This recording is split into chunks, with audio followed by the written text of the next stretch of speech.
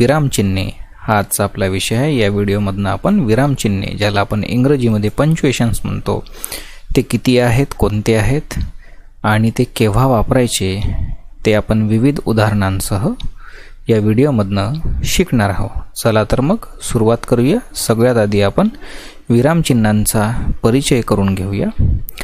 मराठीत नावं तर आहेच, त्यासोबतच त्यांची इंग्रजी नावे सुद्धा इथे दिलेली आहे, जेणेकरून तुम्हाला शिकण्यामध्ये सोपी जाईल। बघा, तर क्रमांक म्हणजे अनुक्रमांक, सिरियल नंबर, नावे मराठीमध्ये विरामचिन्हांची नावे, त्यानंतर इंग्रजीमध्ये नावे आणि ते चिन्ह ते कसे आहेत, ते कसे ओळखायचे, त्यासाठी हे चिन्ह।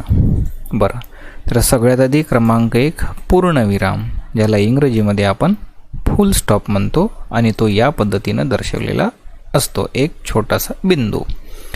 त्यानंतर 2 अर्धविराम, ज्याला इंग्रजीमध्ये सेमीकोलन म्हणतात आणि तो या पद्धतीनं दर्शविला जातो। त्यानंतर क्रमांक 3 वर आहे स्वल्पविराम, ज्याला इंग्रजीमध्ये कोमा असं म्हणतात आणि तो या खुणेद्वारे दर्शविला जातो।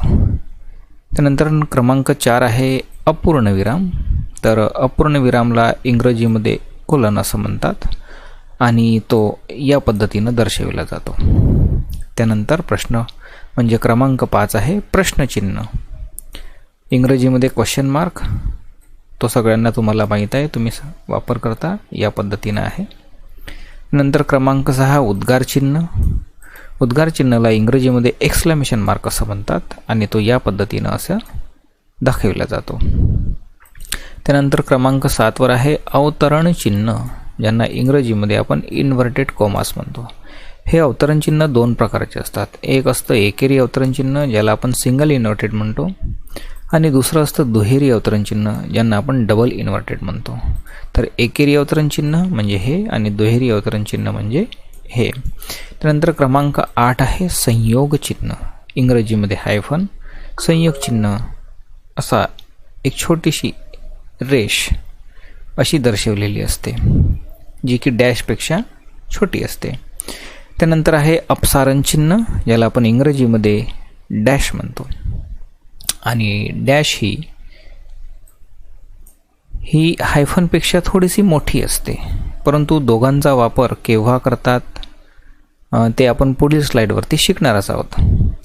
त्यानंतर क्रमांक 10 आहे विकल्प चिन्ह, ज्याला आपण इंग्रजीमध्ये आपण म्हणतो स्लॅश। तर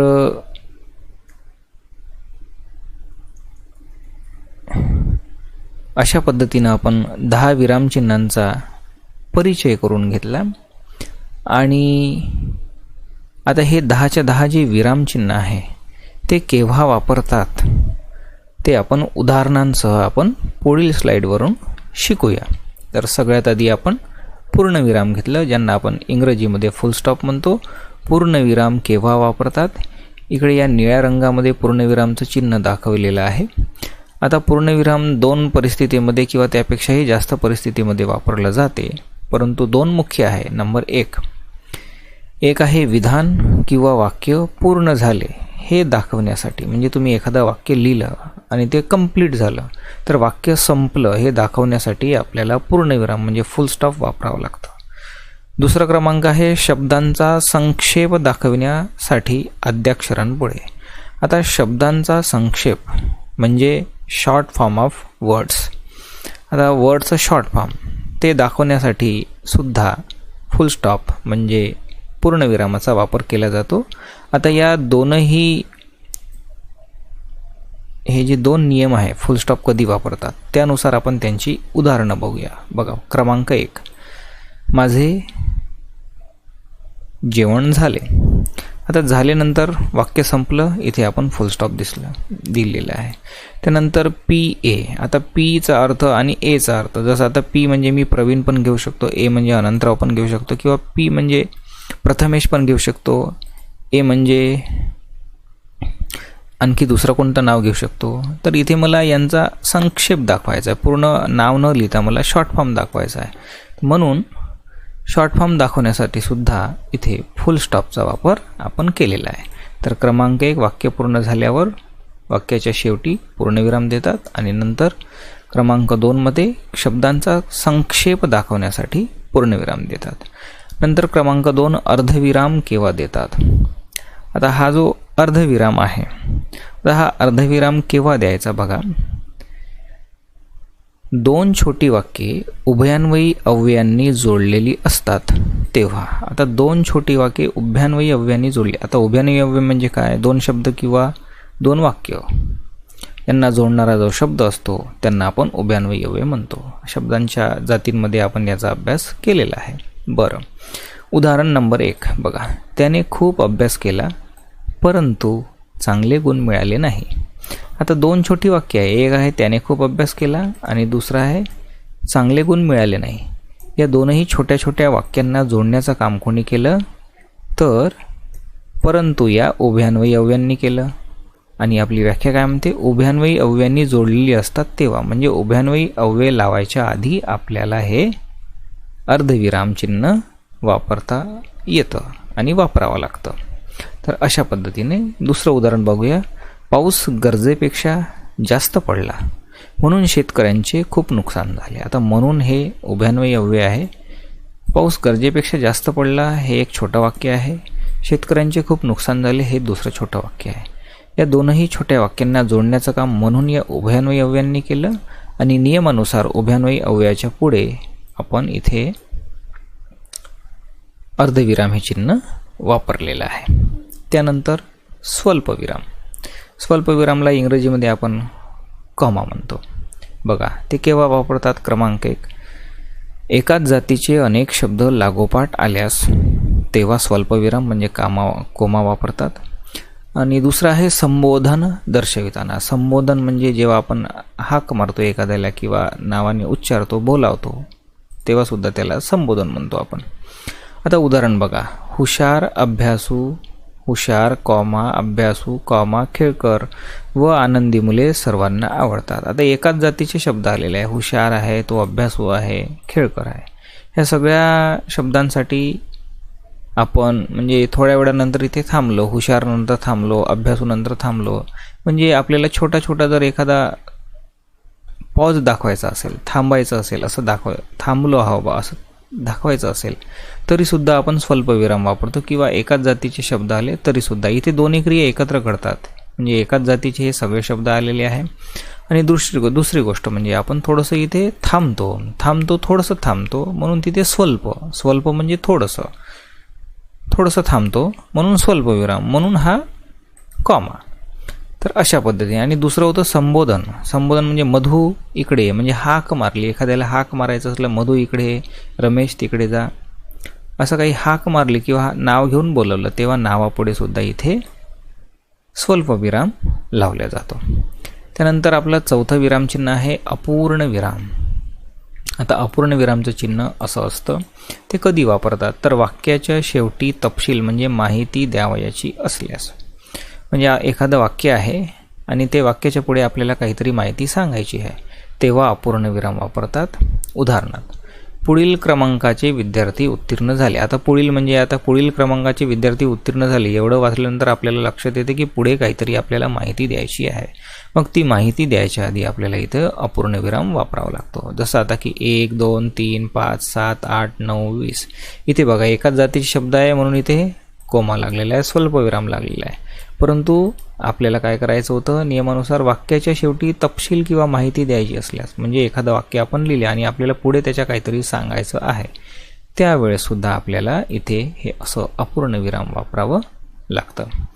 तर यानंतर क्रमांक 5 आहे प्रश्नचिन्ह. प्रश्नचिन्ह ज्याला आपण इंग्रजीमध्ये म्हणतो आपण क्वेश्चन मार्क. तर प्रश्नचिन्ह केव्हा वापरतात बघा. प्रश्नार्थक वाक्याच्या शेवटी आपल्याला प्रश्नचिन्ह वापरावं लागतं. उदाहरण आहे बाजारात जाशील काय, प्रश्न विचारलेला आहे, प्रश्नार्थक चिन्ह वापरलेलं आहे. दुसरं आहे कोण आले आहे, प्रश्न विचारला आहे, प्रश्नार्थक चिन्ह वापरलेलं आहे. त्यानंतर बघा 6व्या क्रमांकाचं विरामचिन्ह आहे उद्गार चिन्ह, म्हणजे उद्गारवाचक चिन्ह ज्याला आपण इंग्रजीमध्ये म्हणतो आपण एक्सक्लेमेशन मार्क.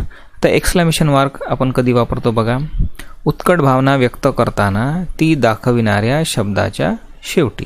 म्हणजे जर समजा आपल्याला उत्कट भावना दाखवायची आहे, फॉर एक्झाम्पल आता आपल्या मनामध्ये वेगवेगळ्या भावना येतात, आश्चर्याची भावना, दुःखाची भावना, आनंदाची भावना, तिरस्काराची भावना, अशा बिभत्सपणाची भावना, अशा वेगवेगळ्या भावना येतात.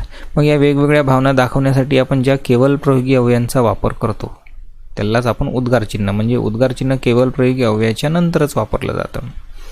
तर अशा वेळेस मात्र या उद्गारचिन्हांचा वापर करावा लागतो. म्हणजे जेव्हा आपण आपल्या मनातला भावना दाखवण्यासाठी काही केवल प्रयोगी अवयवांचा वापर करतो तेव्हा मात्र उद्गारचिन्हांचा वापर अगत्यानं आपल्याला करावा लागतो. उदाहरण बघा, क्रमांक 1, शाबास, छान खेळलास. आता शाबास म्हणजे ही आश्चर्याची भावना आहे, उत्स्फूर्तपणे उत्कटपणे दाखवलेली आहे, म्हणून तिथे आपण उद्गारचिन्ह घेतलेलं आहे.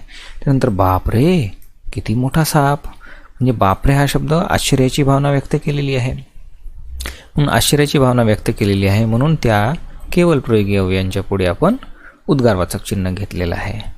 तर अशा पद्धतीनं आपण उद्गारवाचक चिन्ह शिकलो. त्यानंतर आपण जाणून घेऊया एकेरी अवतरण चिन्ह केव्हा वापरतात. आता अवतरण चिन्ह 2 होते, एक होतं एकेरी आणि दुसरं होतं दुहेरी, परंतु दोघांचाही वापर वेगवेगळ्या ठिकाणी करतात. तर आधी आपण एकेरी अवतरण चिन्ह बघूया. बघा, एखाद्या शब्दावर जोर द्यायचा असल्यास किंवा दुसऱ्याचे मत अप्रत्यक्षपणे सांगताना, म्हणजे एकेरी अवतरण चिन्ह प्रामुख्याने 2दा वापरतात. एक असतं की तुम्हाला जर एखाद्या शब्दावर विशेष जोर देऊन सांगायचा आहे तेव्हासुद्धा, आणि जर समजा एखादा दुसरा व्यक्ती बोलत आहे आणि तुम्ही त्यांच्या मतानुसार ते म्हणाले बा या अशानुसार जर तुम्ही वाक्य लिहित आहे तर तेव्हासुद्धा तुम्हाला एकेरी अवतरण चिन्ह वापरता येते. उदाहरण बघूया आपण. मूलध्वनींना वर्ण असे म्हणतात. आता वर्ण असे म्हणतात, वर्ण या शब्दावर आपल्याला जोर द्यायचा होता म्हणून आपण वर्णला एकेरी अवतरण चिन्ह दिलं. आणि दुसरं होतं दुसऱ्याचे मत अप्रत्यक्षपणे सांगताना. आता दुसऱ्याचे मत अप्रत्यक्षपणे सांगताना म्हणजे बघा, महात्मा गांधीजींच्या म्हणण्यानुसार अहिंसा व सत्याचा मार्ग सोडू नये. म्हणजे महात्मा गांधीजींच्या म्हणण्यानुसार काय होतं, अहिंसा व सत्याचा मार्ग सोडू नये, हे महात्मा गांधींचे वाक्य होते. आता तेच बोलले हे आपण अप्रत्यक्षपणे दाखवतोय म्हणून आपण इथे एकेरी अवतरण चिन्ह वापरलं. परंतु हेच वाक्य जर महात्मा गांधी म्हणाले अशा पद्धतीचं असतं तर इथे मात्र दुहेरी अवतरण चिन्ह द्यावं लागलं असतं. म्हणजे एखाद्याच्या तोंडचे शब्द जसेच्या तसे जर दाखवायचे असेल तर तिथे दुहेरी अवतरण चिन्ह वापरतो. ते पुढील स्लाईडवरनं आपण शिकणारच आहोत. परंतु अप्रत्यक्षपणे ते व्यक्ती म्हणाले असं जेव्हा आपण दाखवतो अप्रत्यक्षपणे तेव्हा मात्र एकेरी अवतरण चिन्ह द्यावं लागते. त्यानंतर बघा, दुहेरी अवतरण चिन्ह केव्हा वापरतात. बघा, बोलणाऱ्याच्या तोंडचे शब्द दाखवण्याकरता. या आधीच आपण उल्लेख केलेला होता. उदाहरण, तो म्हणाला, काय म्हणाला, मी उद्या येईन. बरं, त्याने म्हटलं मी उद्या येईल म्हणून तो म्हणाला, म्हणून आपण इथे त्याने जसे शब्द उच्चारले तसेच्या तसेच आपण इथे घेतले म्हणून त्यासाठी आपण दुहेरी अवतरण चिन्ह घेतलेलं आहे. म्हणजे बोलणाऱ्याचे शब्द तोंडचे शब्द जसेच्या तसे दाखवण्यासाठी. दुसरं उदाहरण आहे, साहेब म्हणाले, काय म्हणाले, वेळेवर पोहोचा. इथे सुद्धा वेळेवर पोहोचा हे त्यांनी म्हटलेले शब्द होते, जसेच्या तसे दाखवले. इथे आपण दुहेरी अवतरण चिन्ह घेतलेलं आहे. परंतु एकेरी अवतरण चिन्हामध्ये मात्र हे बघा, गांधीजींच्या म्हणण्यानुसार अहिंसा व सत्याचा मार्ग सोडू नये. आता गांधीजींनी काय म्हटलं, अहिंसा व सत्य ही 2 शिकवण दिली होती. आता त्यांना आणि ह्या 2 मार्गावरती चाला असं त्यांना म्हणायचं होतं. परंतु तेच वाक्य त्यांनी म्हटलं बा, परंतु आपली वाक्यरचना मात्र बदलली आणि वाक्यरचना बदलली आहे म्हणून इथे आपण एकेरी अवतरण चिन्ह घेतलेलं आहे. कारण ते म्हणाले असं अप्रत्यक्षपणे दाखवलेलं आहे, प्रत्यक्षपणे नाही दाखवलेलं आहे. तर अशा पद्धतीने आपण एकेरी अवतरण चिन्ह आणि दुहेरी अवतरण चिन्ह दोन्ही शिकलो. त्यानंतर संयोग चिन्ह. आता संयोग चिन्ह ही छोटीशी रेष असते, याला आपण इंग्रजीमध्ये हायफन म्हणतो. ते कधी वापरतात तर 2 शब्द जोडताना आणि दुसरा आहे ओळीच्या शेवटी शब्द अपुरा राहिल्यास. या 2 वेळेस संयोग चिन्ह वापरतात. उदाहरणानुसार जाणून घेऊया. ग्रंथ भांडार हे 2ही शब्द आहे परंतु आपल्याला एकत्र दाखवायचे आहे. मग कधी कधी काय होते, 2 शब्द जेव्हा आपण वेगवेगळे लिहितो आणि ते एकच आहे असं आपल्याला दाखवायचं असतं तेव्हा मात्र मध्ये असं संयोग चिन्ह देतात. तसंच कधी कधी हे 2 शब्द वेगवेगळे लिहिले, जर समजा हे वेगवेगळे लिहिले आणि ते आपल्याला एकच आहे असं दाखवायचं असेल तर असं मध्ये संयोग चिन्ह देतात. जर तुम्हाला संयोग चिन्ह द्यायचं नसेल तर मग हा शब्द पहिला शब्द दुसऱ्या शब्दाला असा जोडून लिहावा लागतो आणि असा जर जोडून लिहिला तर तिथे मात्र संयोग चिन्हाची गरज नसते. आता इथे आपण वेगवेगळा लिहिला म्हणून इथे संयोग चिन्ह दिलं. म्हणजे दोन शब्द जोडून लिहायचे असेल तरीसुद्धा संयोग चिन्ह वापरता येतं. आणि दुसरं होतं की ओळीच्या शेवटी एखादा शब्द जर समजा आपला अपूर्ण राहिलेला असेल आणि अपूर्ण शब्द असेल आणि तो आपल्याला पूर्ण करायचा असेल, पुढे दिलेला आहे, तेव्हासुद्धा जसं आजचा कार्यक्रम शाळेपुढील मैदाना. आता इथे लिहायला पुढे जागा नाही आहे, मग पुढचा शब्द कुठे लिहिला? खाली लिहिला, वर आहे. तर आता मुळात मैदाना आणि वर हा एकच शब्द आहे, परंतु इथे लिहायला जागाच नाही. लिहायला जागा नाही म्हणून आपण इथे काय केलं? हे छोटंसं चिन्ह घेतलं, ज्याला आपण संयोग चिन्ह म्हणतो. हे संयोग चिन्ह दिलं आणि पुढील शब्द आपण पुढच्या ओळीवर लिहिले. परंतु मुळात मैदानावर हा असा एकत्र एकच शब्द आहे, पण इथे मात्र वेगवेगळा दिसतो. आता तो एकत्र आहे असं दाखवण्यासाठी सुद्धा इथे संयोग चिन्ह आपण वापरलेलं आहे. तर आता आपण शिकणार आहोत अपसारण चिन्ह केव्हा वापरतात. आधी अपसारण चिन्ह आणि संयोग चिन्ह यांच्यामधला फरक सांगतो. अपसारण चिन्ह हे छोटं असते, ज्याला आपण इंग्रजीत हायफन म्हणतो, आणि संयोग चिन्ह हे थोडंसं मोठं असते, ज्याला आपण इंग्रजीमध्ये डॅश म्हणतो. कधी वापरतात? नंबर 1, बोलता बोलता विचार मालिका तुटल्यास तेव्हासुद्धा आपल्याला अपसारण चिन्ह वापरता येतं. म्हणजे बोलता बोलता विचार मालिका भंग झालेली आहे. आणि दुसरा आहे स्पष्टीकरण द्यावयाचे असल्यास. म्हणजे या दोन परिस्थितीमध्ये आपल्याला अपसारण चिन्ह वापरता येते. उदाहरण, मी तेथे गेलो पण. आता मला पुढचं बोलायचंच नाही. म्हणून मी काय करेल? ते अपसारण चिन्ह लावून देईल. आता पण काय, जे काही असेल ते मला बोलायचं नाही आहे. म्हणजे बोलता बोलता विचार मालिका तुटली झाली, त्याच्या पुढे आपण काही सांगितलेलंच नाही. आणि दुसरं काय होतं? स्पष्टीकरण द्यावयाचे असल्यास. बघा, तो मुलगा ज्याने बक्षीस मिळवले तो आपल्या शाळेतील आहे. आता तो मुलगा, मग कोणता मुलगा? त्या कोणत्या मुलाबद्दल आपण इथे स्पष्टीकरण दिलं? ज्याने बक्षीस मिळवले तो आपल्या शाळेतील आहे, हे स्पष्टीकरण दिलं. जेव्हा आपण असं स्पष्टीकरण देतो तेव्हासुद्धा अपसारण चिन्ह आपल्याला वापरता येतं. यानंतर आपण शेवटचं शेवटचं विरामचिन्ह बघूया, जे आहे विकल्पचिन्ह. आता विकल्पचिन्ह बघा केव्हा वापरतात? तर त्याचं उत्तर आहे हायफन दाखवण्यासाठी, पर्याय दाखवण्यासाठी. आता पर्याय म्हणजे काय? बघा इथे बघा, हे आहे तुमचं विकल्पचिन्ह. आता हे विकल्पचिन्ह जेव्हा दाखवतात, म्हणजे जर समजा आपल्याला एका गोष्टीसाठी दुसरा पर्याय दाखवायचा असेल तेव्हा मात्र विकल्पचिन्ह वापरतात. उदाहरण बघा, तुम्ही चहा विकल्प कॉफी काय घेणार? म्हणजे चहा घेणार किंवा कॉफी घेणार. म्हणजे असं ज्यावेळेस आपण ऑप्शन दाखवतो, ऑप्शनल, तेव्हा मात्र त्यासाठी आपल्याला हे विकल्पचिन्ह वापरता येतं. तर मुळात अशा पद्धतीनं आपण एकूण 11 विरामचिन्हांचा अभ्यास केला. आणि सुरुवातीला जो आपण इथे तक्ता बघितलेला होता, यामध्ये फक्त 10 क्रमांक आहे. याचं कारण असं आहे की जे अवतरण चिन्ह होते, हे एकेरी अवतरण चिन्ह आणि हे दुहेरी अवतरण चिन्ह, हे दोनही आपण एकत्र घेतले म्हणून इथे मात्र 10चा क्रमांक येतो. परंतु प्रत्यक्षामध्ये एकेरी अवतरण चिन्ह आणि दुहेरी अवतरण चिन्ह हे वेगवेगळ्या परिस्थितीमध्ये वापरावे लागते, म्हणून शेवटपर्यंत ते झाले 11. तर अशा पद्धतीनं विद्यार्थी मित्रांनो आपण विरामचिन्हांचा अभ्यास केला. आता ते विरामचिन्ह कोणते होते तो तक्ता आपण पुन्हा एकदा बघून घेऊया. नंबर 1 पूर्णविराम, इंग्रजीमध्ये फुल स्टॉप. क्रमांक 2 अर्धविराम, इंग्रजीमध्ये सेमिकॉलन. क्रमांक 3 स्वल्पविराम, इंग्रजीमध्ये कॉमा. क्रमांक 4 अपूर्णविराम, इंग्रजीमध्ये कॉलन.